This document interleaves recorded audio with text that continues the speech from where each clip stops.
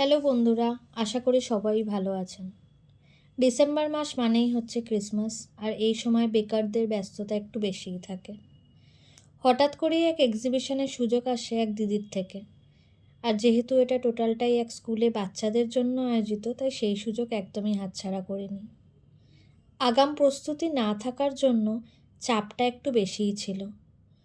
বাচ্চাদের জন্য আয়োজিত অনুষ্ঠান, তাই তাদের পছন্দের পেস্ট্রিটা নিতেই হতো। তাই তাদের জন্য রেখেছিলাম কিছু রেড ভেলভেট, পাইনঅ্যাপেল আর অবশ্যই ওয়ার্ম ডিলাইটের সবথেকে ফেভারিট চকো ডিলাইট পেস্ট্রি।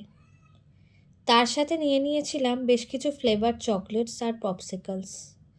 আর এটা ক্রিসমাস মান্থ, তো ফ্রুট কেক ছাড়া তো সেটা ইনকমপ্লিট, তাই সেটাকেও অ্যাড করেছিলাম আমাদের স্টলে।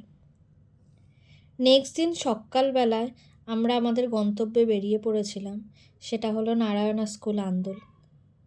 অন্যান্য বারের থেকে এইবারের এক্সিবিশনটা ছিল একটু বেশি স্পেশাল। তার প্রথম আর প্রধান কারণই হলো ক্ষুদে কাস্টমারের দল। এক্সিবিশনের ডিউরেশন 6 ঘন্টা হলেও প্রথম 3 ঘন্টাতেই ওয়ার্ম ডিলাইটের প্রায় সব আইটেমেই অলমোস্ট আউট অফ স্টক হয়ে গেছিল।